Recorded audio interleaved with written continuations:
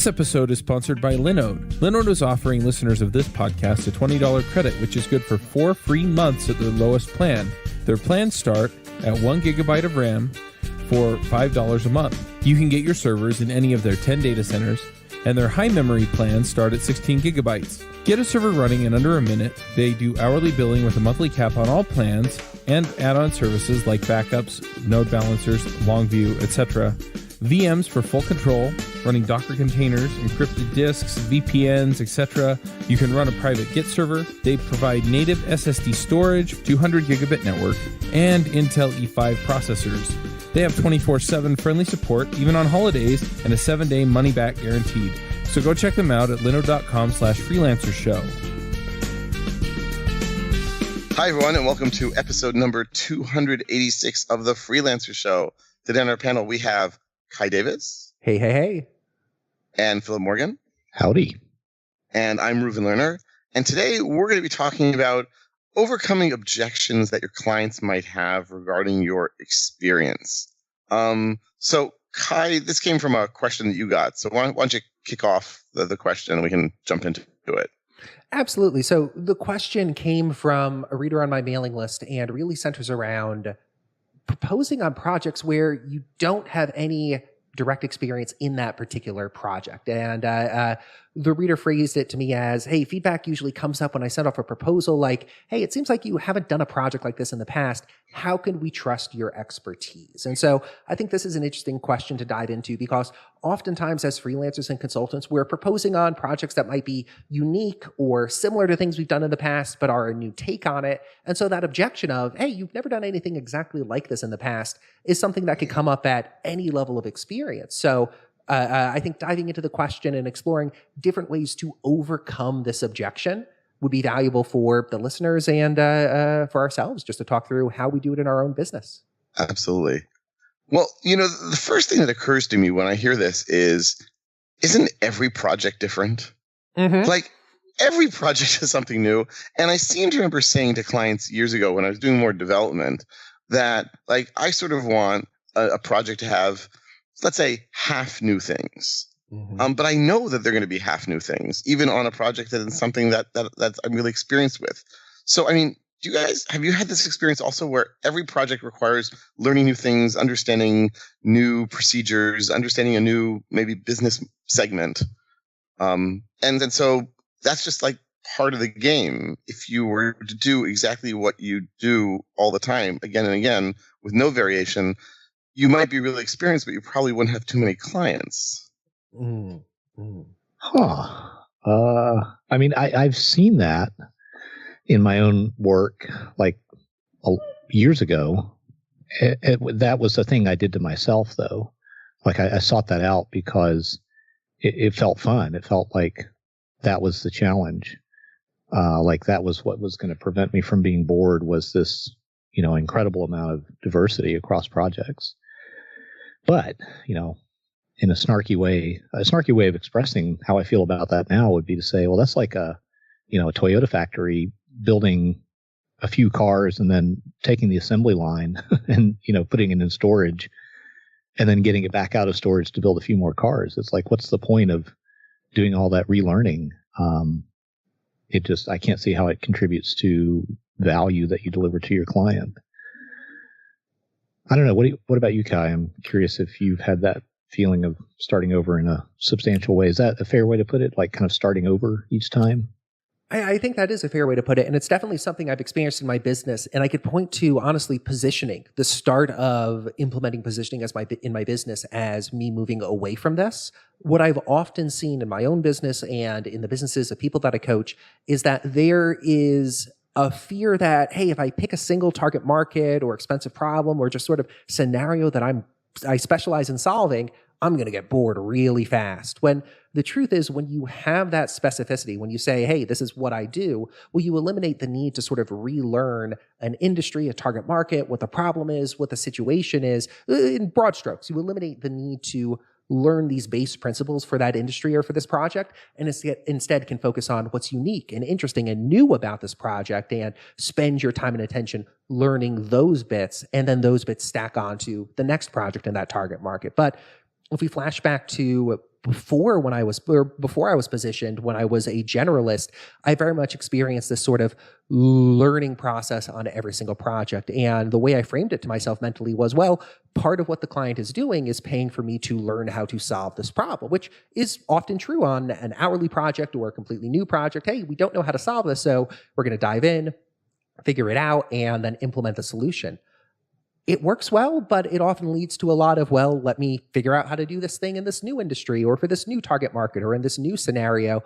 What I've discovered through positioning and specialization is it makes it easier to say, well, hey, I've done things like this or 90% like this 10 times before. I understand the steps that go into this. Did we totally misinterpret what you were saying, Reuven? I'm curious, like that 50% sort of, this is an outlier or something I've never seen before. Was that at the level of the client's business, or like what do you mean, man? So like when I was doing software, when I was doing like web applications, so it was everyone was learning it as they went along because the web was young, and so was I, and so we were no one really quite knew what we were doing. So, we've got to do such and such with the database. Well, there's not really information about how to do that, so we'll just have to learn it. There was less of a volume of information out there, so we just sort of had to create everything we could and come up with new solutions. I guess as time went on, more and more of this stuff was standardized. So I think I'd be hard-pressed to think of, a non-huge VC-backed, cutting-edge project, like web development project, that would actually be 50% totally unknown and unpackaged, right? Like nowadays, if I want to do, I don't know, some sort of text search, for crying out loud, you just download a library that does that and you're done. Mm-hmm. So I see what you're saying. Yeah. So that what you're talking about, kind of a space before that was very immature, and I don't mean that like, how immature of you to whatever. I just mean it didn't have the benefit of time for that stuff to kind of crystallize and formalize, right? Right. I mean, I guess I hadn't thought of it until now, but so much was just not available and or needed to be developed from scratch by hand. And nowadays, so much of that you just download, like, name your programming language, and you have probably a dozen libraries under open source licenses, very robust, that you can just download and install. Like, I don't know, you want to do UPS tracking. If you spend more than an hour installing, putting UPS tracking in your system, then you're probably doing something wrong, because there's so many libraries that do that for you. So I think nowadays it would have to be a much lower number. That's true. Yeah, I see what you're saying. That's one of the things that happens as markets mature, is that all that stuff that used to take really smart, creative, clever, like, I don't know, maybe genius level people to figure out, it gets baked into stuff that any ding-a-ling can use. and naturally, as a result, what happens to the value of those people? That, it reduces. Yeah, it becomes a commoditized service. I've seen that in a number of industries and a number of businesses I've worked in. I almost think of it as like a knowledge advantage. If you know how to do this, but it hasn't been commoditized or not a lot of other people know how to do it, there's this knowledge barrier. It allows you to charge more. It allows you to work on projects that other people can't. But as it becomes more commoditized, as it becomes easier for people to understand how to implement UPS tracking, how to do outreach, how to do anything we point to, how to create courses online, the barrier to entry is lower. The cost to do it becomes lower. More people enter the market, and some of the advantages you might have as a consultant or freelancer in a particular market, they evaporate because, well, now it becomes commonplace knowledge how to do this thing. We install the library. We don't need a consultant who charges $300 an hour to implement this for us. We'll just have somebody handle it for us. That's right. At the same time, though, I mean, I've just been sort of thinking, sitting in my mind through more recent things. So recently, obviously, I've been doing training mostly. And so most of that is very productized. Most of that is very standard. It happens, say, once every few months. I mean, I'm going to even guess like a handful of times a year, which I guess is the same thing, where someone will say, we want a course that includes some topic that I've never taught before. Mm-hmm. And even if it's a new client, they're going to say, okay, this is like, 5%, 10%. outside of what you've done a lot before. So they're willing to give me the benefit of the doubt on that extra stuff. Mm-hmm. And even if they ask me to do something, I guess one of my big clients with whom I work a lot asked me last year to do a totally new course, like a full day course on something I didn't know. And I said, okay. And I really threw myself into it. And truth be told, it was terrible. I thought it was good, but the reviews were incredibly bad. So they won't be doing that with me again, even though they like the other stuff I do, I guess. And, but they only came to me because they said, okay, you know Python and you know teaching, and we're happy with you on that. So we're going to take one piece out, which is the content, and swap it with different content. And they were willing to, as I said, give me the benefit of the doubt on that. And I think that's probably likely to be a more successful model than going into something that you've never done anything before with. Mm-hmm. Right? So, in response, I guess my initial response, or my second response to this person who wrote in the note would be, if you're doing something that's so radically different than anything you've done before, you might have issues. You might have issues on delivery, let alone convincing them to have you do it. Maybe you should stick with something that has a larger degree of overlap with what you've done, so they will see it as incremental differences rather than radical differences. I think that's an excellent point. Oh, Philip, I don't want to cut you off. How dare you, Kai? No, I'm kidding. We punched in at about the same time. There's this is such a wonderfully nuanced issue that I'm nodding my head along with what Reuven is saying, that, I call it leaning out on your skis, leaning ahead of your skis. Uh-huh. And that's a sports analogy, which is funny because I'm the least sporty guy I know. But it's an analogy for your downhill skiing, and there's this point where you do have to lean forward, to ski efficiently and to move the way. I know the people who actually know this stuff are rolling their eyes, but they're screaming at their car stereos right now. They're like, no, Philip, you're missing this important nuance. And I'm like, you're right. This is, I shouldn't even be using this analogy, but basically you're kind of pushing the envelope. Mm-hmm. And I think that a certain amount of that is what you have to do.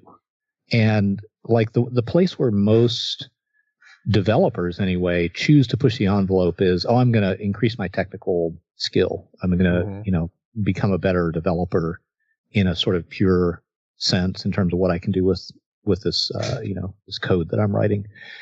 And I'm saying, okay, that's cool. Also, think about doing that a little bit in terms of your insight into your client's business. Mm-hmm. And that's where people start to get scared, and where what Reuven just said is particularly relevant, where you can't lean too far ahead of your skis because you can get yourself into trouble. You can overpromise. You can sign up to do things that you can't actually deliver on. Mm-hmm. So you can essentially break promises to clients or underperform, both of which feel terrible.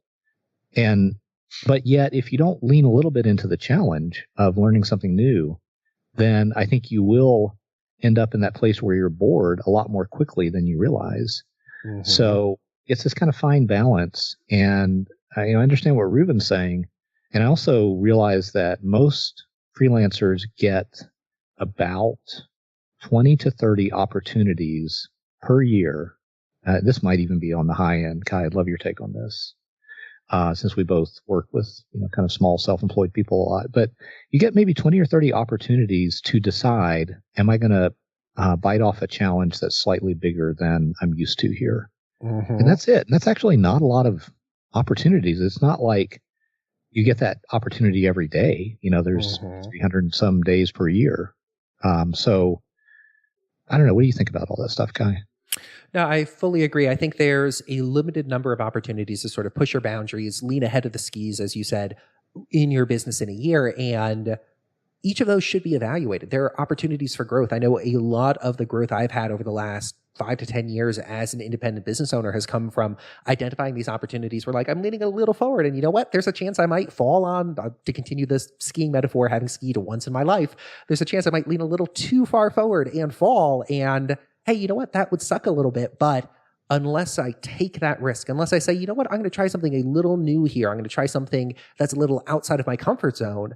we're never going to discover what it is that we're secretly good at, that we haven't discovered we could actually excel at. And so I'm a fan of leaning a little forward, taking these opportunities that are outside of our core competency or outside of our comfort zone in terms of projects and saying, hey, you know what? I've done some of this, or I've done 3 projects before, each one that relates in some way to this client's project. Here's what that overlap looks like. Yeah, there's some parts I'm not confident about or 100% confident about, but I feel overall like this is a project I could tackle or put forward a best faith, good faith effort in tackling. So I'm a fan of sort of leaning forward while skiing, so to speak.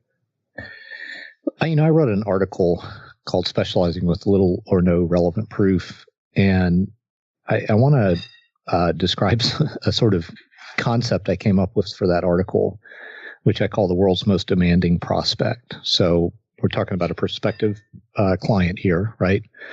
TWMDP. What does the world's most demanding prospect want when they're talking to you, a prospective, resource or vendor or however you want to think about yourself? What do they want from you if they are the world's most demanding prospect? I identified 7 things. Number 1, can I read this? Oh, it's okay. A track record of prior success doing almost exactly what you're going to do for them. You have a track record of doing that same thing at the same or larger scale. Number 2, references. Number 3, demonstrations of technical and project management depth and breadth. This is more likely something you'll face with bigger companies where they expect you to do most or all of the project management. Mm-hmm. In some cases, a deep bench or scalable capacity. That's the 4th thing. 5th thing, internal consensus from other project stakeholders and their boss before hiring you. Number 6, if you're not already a preferred vendor on their preferred vendor list, or if you cost more than their rate card says they can pay you, then you need to have some unique value that's specific to the project at hand that allows them to make an exception to their process. And 7, cultural and process fit. So, the thing from that list that we're talking about here is that first thing, a track record of prior success doing almost exactly for others what you are proposing to do for them. Mm-hmm. And Kai, that's where your question comes from, is someone saying, I don't have that. Right. What can I do? Like, if you just say, well, if the answer to that is, you can't do anything, forget about it, then what we're telling people, which I don't agree or believe with this, but what we would be telling people is, you're stuck. You can do the same things in the future that you've done in the past, but that's it. You can't do something new. You can't build something new. You can't pioneer something new. Well, or you can just move much more slowly. But that slowness might be so incremental as to be almost non-existent and frustrating. Mm-hmm. Yeah, it would still be maybe largely a feeling of being kind of stuck. Like when you say move slowly and incrementally, what do you mean, Reuven? I mean that, so... I've done mobile games, right? So maybe I can help someone with mobile, like a different kind of mobile app that's graphical. And then maybe I can do a little bit of the server stuff for the mobile thing. And then I can move more into server applications, right? It'll probably take a handful of projects of each type until you move from being a mobile game developer to be a back-end, DevOps person, something like that, which is pretty radical. But you can do it. You just got to do it in steps. Mm-hmm. And that might be frustrating. It might take too much time. And at each point, then you're really stretching yourself, right? You're leaning off over really, really hard over your skis. By the way, I love that analogy. Speaking as someone who's a terrible, terrible skier. That makes 3 of us.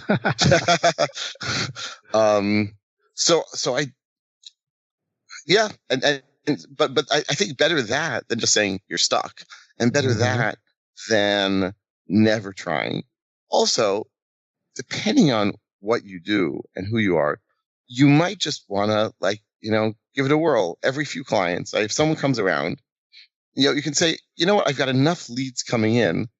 Let me give it a shot. Right? I'll just, and the worst case is this client will not work out or will hate me or whatever it is. But that's okay because I've got enough leads coming in that I can afford to sort of burn this one. Well, I'd actually reframe the worst case in a slightly more positive frame. I'd say the worst case scenario is the client raises some objections, which is great. We want objections because it tells us where our marketing is falling down. If the client says, well, hey, we don't see any case studies that talk about you doing this. There's no testimonials. There's no proof. We're looking for like these 4 elements. I think Sean DeSouza's Brain Audit is a wonderful resource that'll be in the show notes that talk about the different elements customers look for when they're going to buy. So it might be that you present this new service offering or present it in a proposal to a prospect. They have a number of objections. They say, hey, it doesn't look like you've done something exactly like this before. Well, okay, maybe you won't close this project, but if you want to close similar projects to this in the future, you now have a punch list of the specific things that prospects are looking for. They want to see a case study. They want to see a testimonial. They want to see a work sample. Okay, great. It might take you a few months of work to put these together, do a pro bono project for a friend in exchange for feedback or for a reduced price, whatever it takes. You now have a list of the things to put in place. So the next time a prospect approaches you and says, hey, we'd love your help on a thing like this. Have you done something like that before? You could say, yes, here's the case study. Here's the testimonial. Here's the work sample, and address the objections that you've identified before. It's definitely an iterative process where the second time you send out a proposal for this type of thing, you might get a new set of objections back. And so you iterate forward, improving your marketing, fixing any bugs that you identify through this process. But I think proposing on something that you haven't done before, or that's a little ahead of what you've done before, and having the client raise valid and reasonable objections helps you understand what to do in your business and what to fix in your marketing. Mm-hmm. Now, I think back to when I first started selling search engine optimization services for e-commerce stores and Shopify stores. It was a very educational experience for me because I did not have a lot of content or social proof on my website showing, hey, I'm great at this thing. And so as I started having conversations with clients, as I started having conversations with prospects, I was able to take any objections they had. Oh, you don't have this, or oh, we have questions about that. Turn them into articles, turn them into emails. As I worked on projects, turn them into case studies. And sort of as an aside here, I recognize that as I made a migration to something that was new or outside of my core experience area, it's natural for the client to have some sense of risk around it. Oh, this is a bit different than what they've done before. Maybe instead of there being a 10% chance of the project failing, there's a 25% chance. So early on, I might reduce my prices so the buyer feels like, okay, yeah, there is a slightly increased chance of things going haywire, but it's a lower overall cost. It feels less risky. We're willing to make this bet, so to speak. Let's go ahead and work on this project. And then that project at a lower price point becomes the first case study or work sample or testimonial that will help you get the second or the third or the fourth. Oftentimes I see objections like, hey, we don't see a lot of social proof here, or we don't see you as having worked on similar projects before, as signs that the client is interested, but looking for just reassurance that this isn't risky or isn't something completely outside of your comfort zone. So saying, oh yeah, you know what? I haven't worked on this exact project before, but here's 3 similar projects I've worked on, how they're similar, and how they all add up to the necessary experience for this project in front of us. Yeah, I think there's an element of your sort of personal style or comfort with doing things that are risky. I mean, that really is the risk to you, the risk to the client, who, which of you is bearing most of the risk or how that risk is distributed, I think is a part of how people are going to make this decision. Mm-hmm. We're talking about this kind of at the theoretical level, which I think is fine, but you can't really divorce it from how you are contacting prospective clients, how they're becoming aware of you, mm-hmm. right? Like if you're, I'm thinking to kind of, Reuven's perhaps, I'm not saying you're advocating for this, but Reuven is sort of depicting a more incremental approach, right? Like, we're going to go 5% outside our comfort zone on this project, or 2%, or something that we would think of as a very low risk incremental growth, right? Mm-hmm.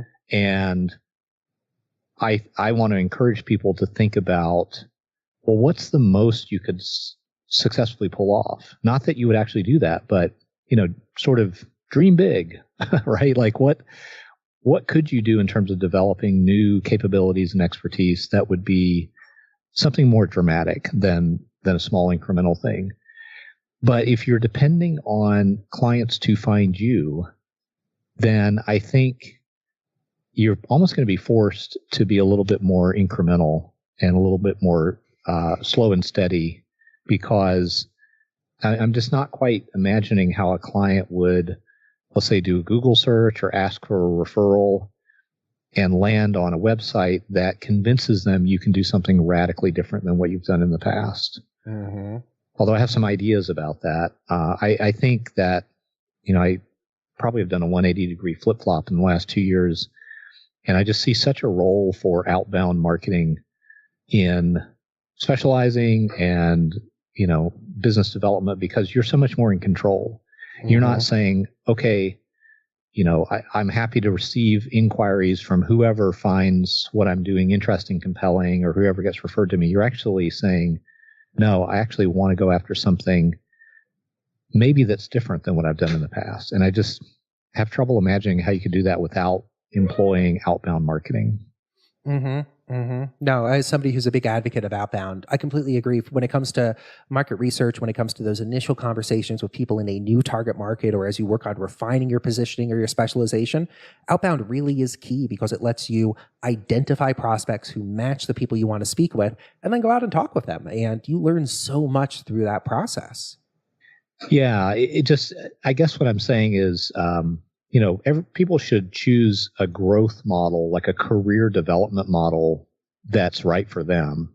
That's mm-hmm. something I don't have as many strong opinions about. But if you choose a more aggressive or ambitious or foolhardy or risky, depending on how you want to think about it, growth model, then you're probably going to have to end up using outbound to achieve those goals for taking on something that's an ambitiously more challenging project than you've ever had before. Mm-hmm. Mm-hmm. Yeah. I agree with that. In the case where it is inbound, let's say we do have some inbound channels. Somebody approaches us, says, hey, we'd love you to work on this thing. You put together a proposal and they're like, we feel slightly less confident about you working on this thing. What would you recommend in those scenarios where it's inbound already versus an outbound lead you generated? Well, this kind of ties into just the whole, let's say you're pursuing what you feel like is an aggressive or ambitious growth thing, where you're like, okay, I've never worked with a Fortune 500 company, but this year I'm going to do that. Or, mm-hmm. I've never worked with this technology. This year I'm going to do that, or whatever it is. You feel like it's ambitious. I think there's an opportunity to manufacture your own proof. Mm-hmm. And I've had to invent some terminology to describe this, because I just haven't come across anything that fits. So I talk about ambient proof. By the way, proof is just some kind of evidence that your client feels like is convincing that the risk is not super high if they were to work with you. Mm-hmm. So ambient proof is like, this person does not disappear. This person answers their emails. This person is nice to work with. This person is not a sociopath. This person is, is reasonably trustworthy and professional and conducts himself in the way that we expect professionals in their field to do that. Mm-hmm. And that's okay. That's good. But it doesn't, again, circling back to how we started this episode, it doesn't convince this prospect that the work is going to be, high quality. The problem is going to be solved in an effective way. It just means you're not incompetent at conducting yourself as a person and a business owner. That's all that ambient proof means. And so really what you want is more specific proof that serves as evidence that you're not going to, that you have the expertise to solve this problem. Mm-hmm. And I think for that, what you can do is say, okay, what would be, so maybe I can't convince a client today to pay me to solve this new problem, and therefore I'm lacking specific proof. So you can say, well, what would be convincing that I could do on my own time, speculatively, meaning I have no idea if this is actually going to work, but what's my best guess as to what I could do that would be persuasive to this client that I'm a safe bet for this. Mm-hmm. And that could be something like, I'm going to do a mock version of this project, or I'm going to do it for free for anybody who will let me do it. Or I'm going to do some screencasts that demonstrate that I have the expertise necessary to solve this problem. Mm-hmm. I feel like I'm getting kind of rambly here, but that's a type of proof that I call constructed proof, because you build it on your own time. It's not a byproduct of getting hired to do something by a client, and then you have a happy client, and then you do a case study or get a testimonial or whatever. Like, those are great. I'm not saying nothing wrong with those, but if those are out of your reach right now, I just want people to consider that there might be something they could do that is within their reach that has a similar function to that specific proof. For you, the listeners of Freelancers Show, Loot Crate is offering an opportunity to save 10% on any new subscription at lootcrate.com. Just enter the promo code BRIDGE10 for 10% savings.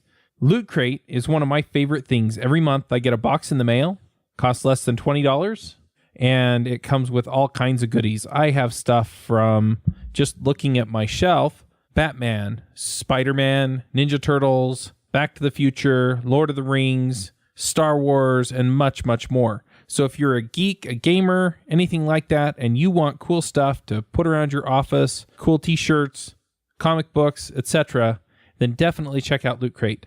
To save 10% on your new subscription, go to lootcrate.com/Ruby. Again, that's lootcrate.com/Ruby to save 10% on any new subscription. Enter the promo code BRIDGE10 for 10% savings.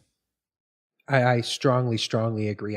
This is an area where I think creating what I think of as like mock case studies, how I would explore this problem, how I would solve this problem, inventing a problem or taking one we see in the wild and constructing a case study. Dustin Curtis did this wonderfully with, I believe it was American Airlines boarding passes a number of years ago. I can't find the article, but if I can, we'll get it added to show notes. But it's a great example of sort of not speculative, but work in public on an idea or a concept to demonstrate that you are capable or demonstrate your expertise. And I think you nailed it. Creating mock case studies, creating screencasts, writing articles, writing a mini booklet on the topic can be a great way to say, well, hey, here's, 5,000 words on how I solve this type of problem. If any client comes to you with an objection of, well, it doesn't seem like you have a lot of experience in this area, or how could we trust your expertise? You could hand them the screencast, the articles, a mini booklet, whatever it may be, and say, well, here's additional proof, here's additional representation of the knowledge I have, and help move them forward and overcome that objection. I think that's a great way, and I love the idea of constructed proof in that sense.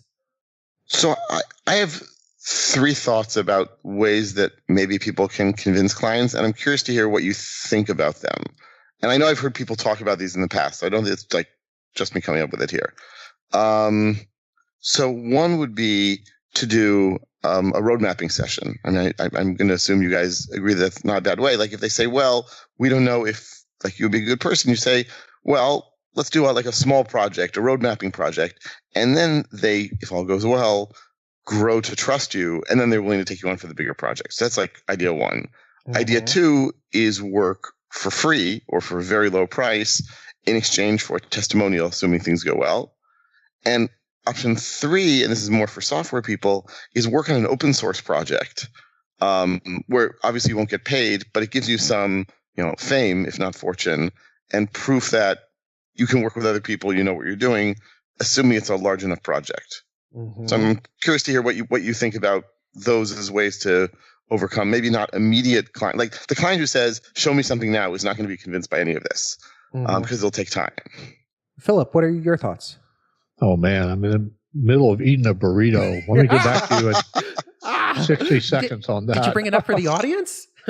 I'll answer first. I'm a huge fan of road mapping projects in this scenario. I think they're a wonderful way to offer a lower risk option to the client that allows you and the client to explore the problem. They understand their situation and current problem. They understand what outcome they're looking for. You, dear freelancer/consultant, as the consultant in this scenario, understand how to get them from where they are to where they want to be. And a road mapping project is a wonderful way to identify the different sources of risk that might affect the project, the different assumptions, and let you emerge from that road mapping project saying, hey, yeah, you know what? There was a lot of uncertainty. We identified 90% of it and we're able to resolve it. Or, you know what? This does not seem like a project I'm going to be able to help on. It's great that we invested the smaller amount up front rather than going with a larger amount and discovering it wouldn't be a good fit down the line. So I think road mapping projects are excellent.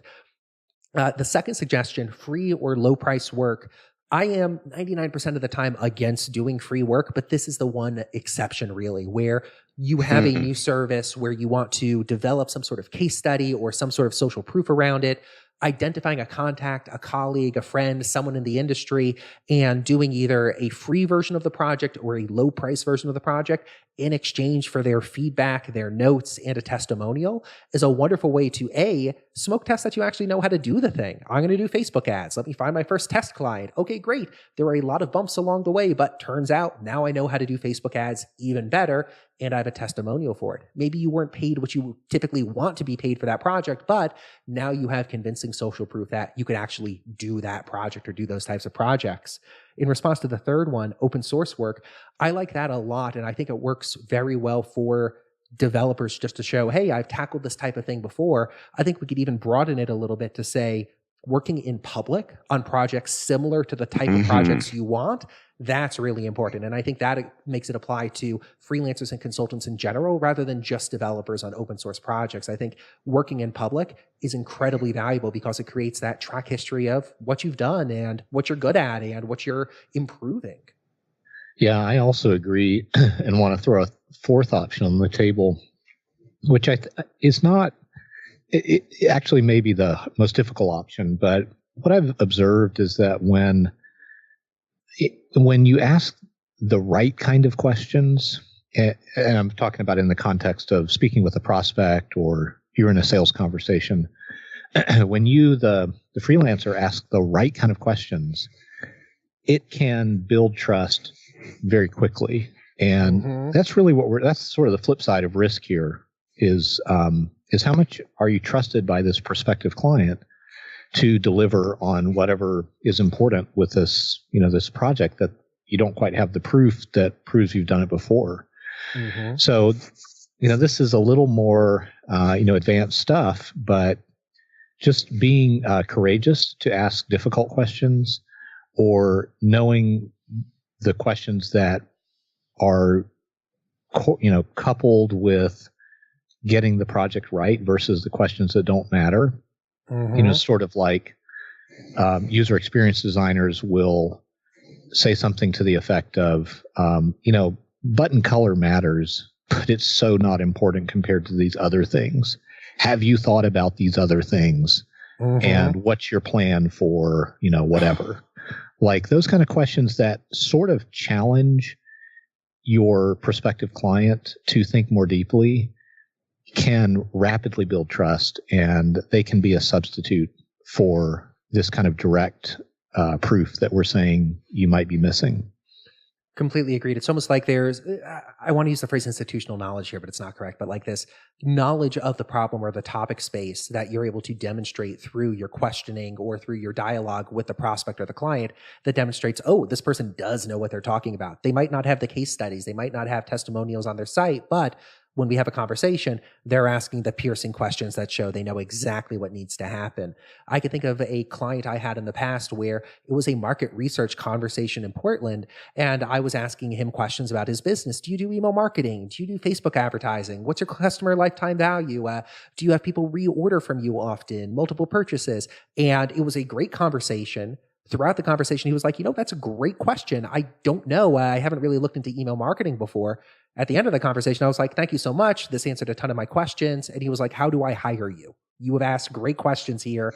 I don't know the answers to any of these. How do I pay you money? And it was very interesting for me because it really came exactly from what Philip just pointed out. By asking questions that demonstrated a depth of knowledge about the space or the problems he was experiencing, even though I hadn't worked exactly on a project like that before, I was able to demonstrate I had a deeper and more thorough level of understanding than the client did. And the client was like, okay, I need this person on my team. I want what we just discussed. Let's move forward. So I completely agree with you, Philip. I think that is a challenging channel, but a very valuable channel to use to build this rapport, build this trust with a prospect.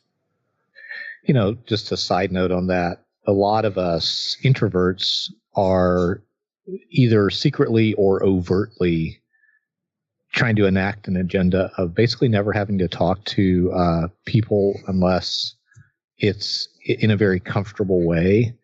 And the sales conversation for a lot of us is the most uncomfortable context we can be in, at least early on in our freelancing career.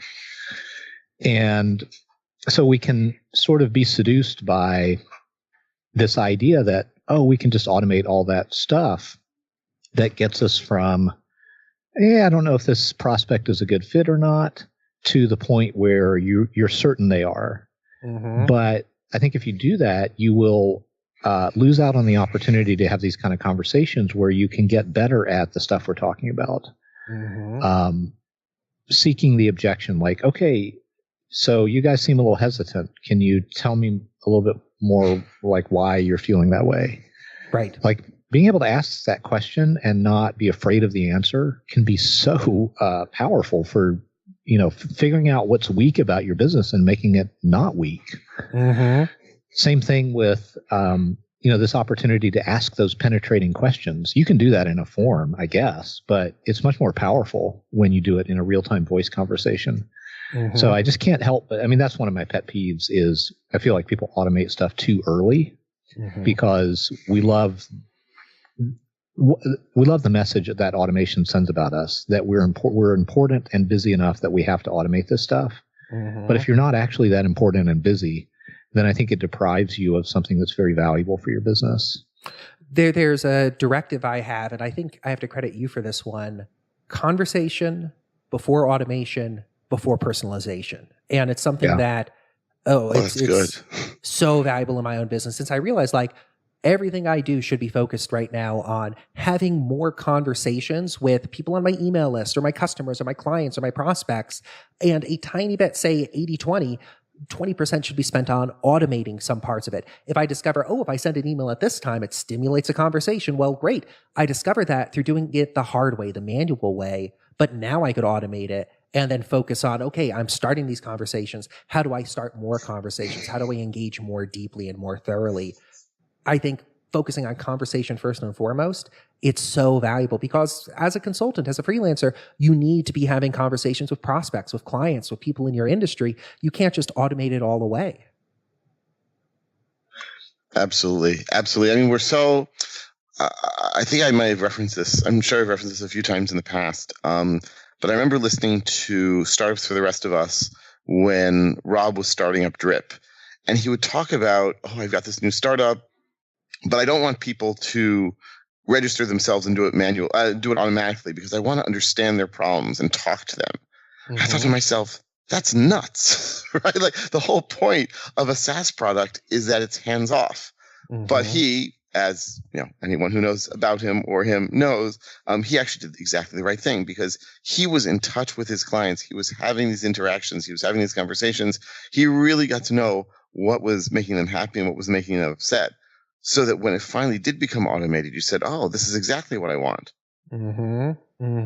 Yes, I think there's so many valuable takeaways there. Having conversations with prospects or clients or customers, anybody who's just paid you money, is incredibly valuable. One change I made in my business in late 2017 was setting it so anytime somebody pays me for a service, it directs them to a combination onboarding thank you survey page where it's like, hey, thank you so much. I'll be in touch with more information. Can you tell me more about why you decided to purchase this service or product? And not everybody fills it out, but of the people that do, they give great insight into what was happening in their mind right at the moment when they click the buy button, what objections they had, what dreams they had, and just collecting that information, learning from my clients and customers allows me to better refine that sales experience, my marketing, my messaging, the entire flow to better appeal to my best buyers, to better demonstrate that I have the experience they're looking for, the capabilities they're looking for, and can help them accomplish what they're looking to accomplish. Can I conduct a quick poll of the room here? So raise your hand or say something if you have made a dramatic change to your business that was the kind of, like dramatic, aggressive, taking on some new challenge thing that we were talking about earlier. I'm raising my hand here. What about you guys? Yes, strong hand raise. Can you ask the question again? Sorry. If we made a dramatic change. If you have, at some point in your business, made a dramatic change for you dramatic? Doesn't matter what anybody else thinks of it, but for you, were like, I don't know, this seems a little risky. Not sure I can pull this off. That level of change to your business. I guess a few years ago when I decided I was going to go away from this training company and do it on my own, right? That was scary. Although looking back, my wife was right. I had no reason to be scared, but I was scared, right? But that was pretty dramatic. Yeah. So what, you kind of gave us a little flavor of what that was like. And I want to come back to you, Kai, if that's okay, and hear from you what your, big, bold change was. But Reuven, what made it scary and what made it work? I guess are my two follow-up questions. So it was scary because I was convinced that if I do this wrong, I'm going to be out of work. Okay. Right. Like here I was dependent on these people for a lot of my income. And if I tick them off and no one sort of follows me, then, bad news. And my wife kept saying to me, this is not going to happen. She was like, stop being this way. Worst case is, okay, you won't have them, but you'll have other clients and you have calls coming in. Like she sort of gave me the reality check. And then when I did it and work came in, right, then of course, I told you so and you should have done this years ago. And I said, yeah, you're right. But there was this constant fear. Look, I've been in this game for a long time, and yet I still haven't completely gotten over the worry about where is the next client going to come from. Right. What if this inquiry is the last one ever? That's right. And so I was worried, like, and then like, not only what if this is the last one ever, but what if I have now taken the active step of making sure this is the last one ever? Then I'm really sunk. That's called sealing your own fate, right? Yes. Yes, precisely. So what made it work? Sounds like your wife's support was vital. What else sort of made it work? So I did it kind of incrementally. So I actually talked to one client and I said, look, I'm planning to make this change. If I make this change, like, are you with me? And they said, oh yeah, absolutely. So that meant that like, I wasn't going to be hungry on the streets, right? I had at least one client and that was enough for starters. I also made sure to line up enough work in advance. So like, in training, one of the things, as you know from me talking about it, is I love the fact that I can schedule things months ahead. So I basically said, okay, 8 months from now or 6 months from now, I'm going to leave these guys and I'm going to go on my own. But I'm going to first make sure that I have 6 months of work in the bag so that even if they get really angry, like it's not in their interest to dump all the work that I was supposed to do. Right. They're not going to call companies and say, well, Reuven is leaving us in 6 months. And so we're canceling the training he was supposed to do between now and then. Right. That would just be silly. Right. So I was sort of betting on their own self-interest to, for that to happen. And that's exactly what happened, basically, that I had enough work lined up in advance. And I said, like, I made it sound very generous on my part, like I'm going to be leaving you, but that just means I'm not going to take on new work. I'm obviously committed to doing all the things that we'd agreed to do before.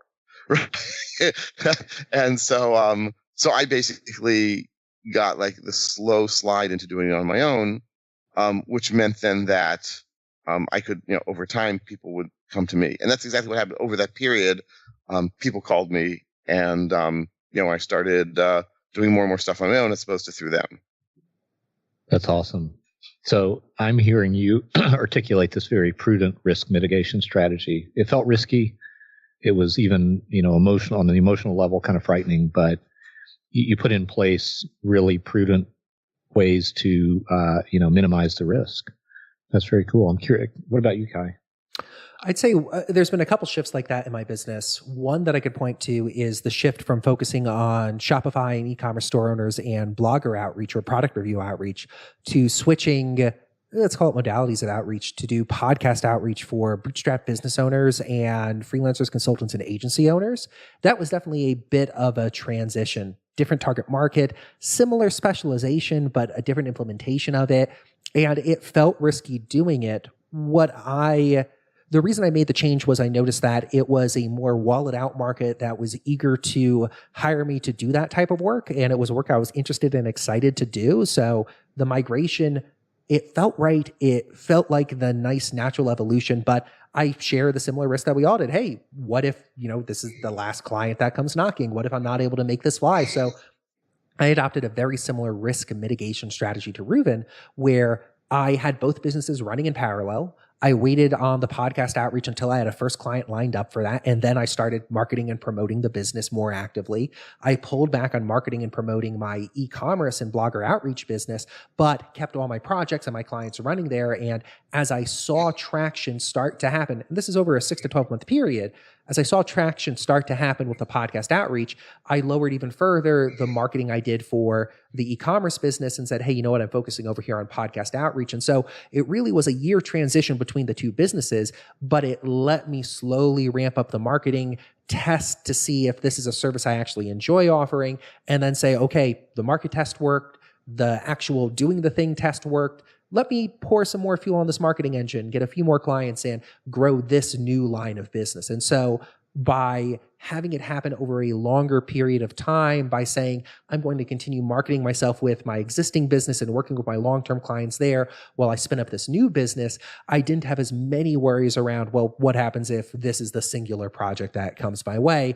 I know I had a fallback plan, the existing business over here. And so if the podcast outreach did not work out, I could say, okay, great. The e-commerce business was working. Let me spin up the marketing again over there and double down on that again. So it really was a process of making a calculated bet, testing, seeing how the market responded to it, and then moving further into it. If the market was like, no, we don't want to buy that, I would have pulled back and said, okay, good experiment. I learned something from it. Let me focus on the business that I could see having traction right now. Wonderful. Yeah, I just feel, because I'm very often advocating that people lean pretty far out ahead on their skis, because I think that that's a very productive place to be. The fear of doing it, if you don't succumb to a sort of anxious fear, becomes a fuel for rapidly developing expertise. It's like having an exam deadline a week out, and you feel underprepared. Well, you know how you're going to spend your week. It gives focus to that time. So I'm an advocate of that, but I also feel obligated to remind people that this is not just a sort of leap in the net will appear philosophy. It's there are things you can do to mitigate this risk so it doesn't put you out of business or send you back to the full-time workforce if it doesn't work out. I've had calls with some of my coaching students where on the first call we might be talking about positioning, and I can think of one conversation in particular where they said, okay, I've read a lot about positioning from a lot of different people. So when I pick a new positioning, should I immediately fire all my old clients and just, burn the boats? This is my new positioning, ride or die. And I'm like, do not do that. Keep your existing clients. They are paying you money. Do not say no to the money. Keep that money coming in. Slowly build up the new positioning over here. Get that first new client over here, and then sort of transition between the two businesses. When I was in Stockholm a number of months ago, I guess it was 8 months ago already, at Brennan's W Freelancing Conference. So Rob Walling, here we go. I'm mentioning him a second time in the podcast. So he gave a talk about how he moved from consulting to products. And he said his goal was to move to products, but he did it over time. And he basically, the term he used was to buy back his time. Yes. So if he was, if he was earning, let's say, $1,000 a day, just to make it round numbers, then if he could get a product that brought in, $4,000 a month, then he could take a day off from consulting and just work on the products. And so he, over time, sort of chipped away at his consulting until he was only doing products. And interestingly, he had a variety of products that he was working on and that were bringing in money. It wasn't just one. Mm-hmm. And so you can apply that same strategy then to switching your business, right? You're working in X, you want to work in Y. So you carve out time and you say, okay, I'm going to sort of work on this on Y little by little until it buys back my time from X. Yeah. You could even say, let's say for a typical typical freelancer or consultant, they have 5 clients they work with at any given time, just to pull a number out. We could apply the strategy here and say, okay, as soon as one of those clients parts ways or you fire them or the project ends, Okay, great. That's now one of your 5 client slots you could devote to this new positioning. And now you're focused on filling that client slot with somebody from this new target market or this new business. And once you fill that first slot, wait until another slot opens up and now fill it with somebody who also is in that new line of business. And over time, you're absolutely right. You're buying back your time from one business to invest it in another or another set of clients. I think that's a wonderful, wonderful way to put it. Yeah, that's a great way to frame that. You basically, a sort of more harsh way to frame it is you have to earn the right or the ability to do this new stuff. And, the way you do it is not, firing all the old clients. Man, that would be, that would put me in bed for 2 days. I think if I thought that's how it had to be done. Whew. Yeah, it's definitely not the optimum strategy. And I can understand where people who are evaluating positioning for the first time and saying like, okay, I'm going to do a concentrated effort of positioning. All my clients don't match the positioning or only one of them matches the positioning I want to have. Should I just fire the rest and sort of clean the house to only focus on this one target market? I think we always have clients who don't exactly fit our positioning in some way. If it's a project you enjoy working on or it's a legacy client that you enjoy working with, there's no real harm in keeping them around. Eventually, you might want to part ways with them because they aren't an exact match for your business as it grows. But in the immediacy of transitioning your positioning to a new area or focusing on specialization, there's definitely not a need to let all your past clients go. Yeah, I'm going to probably get the number a bit wrong, but Blair Enns frequently cites this number for what is a healthy amount of turnover in your client base. He's speaking primarily to, mid-size and large. Well, maybe large is not quite right, but, mid-size digital marketing agencies. And those businesses, I think the number is about 20% of their clients per year will leave. Mm-hmm. And so I forget the number again. I don't have the numbers exactly on the tip of my tongue, but 20%, you're correct. In, I don't know, something like 14 months or whatever, that means you're going to churn through all your clients, or you'll have completely replaced all your clients in, let's say, a year and a half, something like that. So if you think about that kind of time frame, you can if you want. If you want and you work at it and you have a little bit of luck on your side, completely reinvent your business in that time frame. Mm-hmm. Apologies to Blair for murdering the numbers there, but it just kind of gives some time perspective to what we're talking about in terms of these changes that you might make. I think it's interesting the 20% number comes up here because Alan Weiss often speaks about how you should be parting with 20% of your clients each year. And so it's interesting to see that number echoed here. And I think that's a healthy number to target. Like there should be some turnover. There should be some churn. There should be some parting ways with clients over the course of a year, because otherwise there's no real way to add new clients to your business unless you're hiring more people to work for you. And that's a completely different episode topic. I'll just say that I'm sort of stuck in that position now, and it's like a good stuck. But like several, I do training for these big companies, and big companies have big appetites and lots of people to train, and they like to schedule things far in advance. So I've scheduled so much with them that, especially in the last 2 weeks, I don't know what's going on, but I keep getting calls from clients, and I'm like, well, I can talk to you about 6 months from now, 8 months from now, when I probably have a slot, and that's a great way to turn off people from calling again. So. So it's a good problem to have short to medium term, but I definitely need to sort of either get rid of some clients or just get rid of their time, even if I have the clients, and restrict how much I can give them so that new clients can come in, because I do want those new clients to come in. I do want to be able to work with them. No, I hear you and agree with you. One of the things I've been thinking about a lot recently is effective ways to identify those clients that take up more of your time. Amy Hoy, I think, calls them time vampires, and figuring out ways to part ways with them. Like a lot of the times when we talk about growing business, it's, hey, we want to increase revenue by X percent, 30%, let's say. But there might also be a side of the coin where it's, hey, if you could let one client go, have 80% of your current income, but only do 60% of the work, wouldn't that be a nice future to live in as well? So I think you're absolutely right. Identifying the clients that take up a lot of your time and attention and prevent you from growing your business or working on new projects or taking on new clients, that's a very valuable step to take. But let's go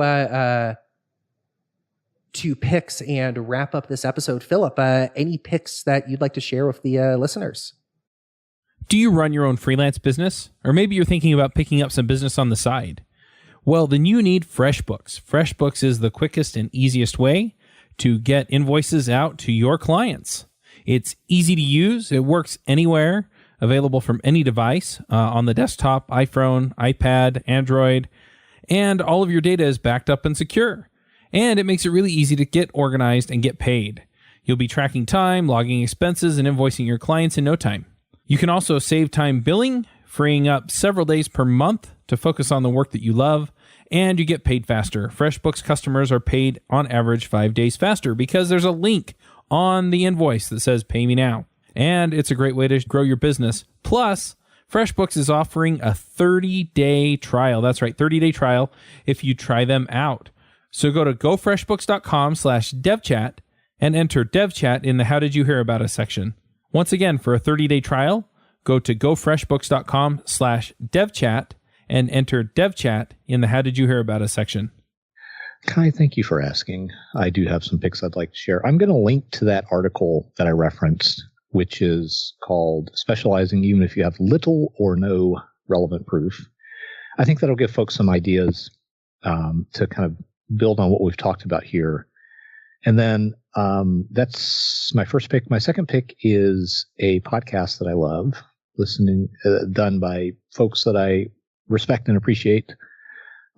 David C. Baker and Blair Enns have a podcast they do called Two Bobs.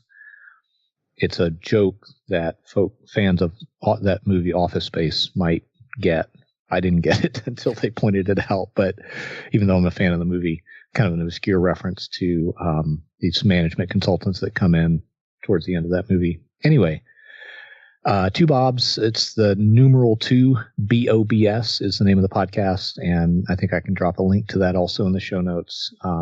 Just a wonderful podcast from two experts who routinely advise the lots of businesses in the creative spaces, in the creative services space is what I'm trying to say.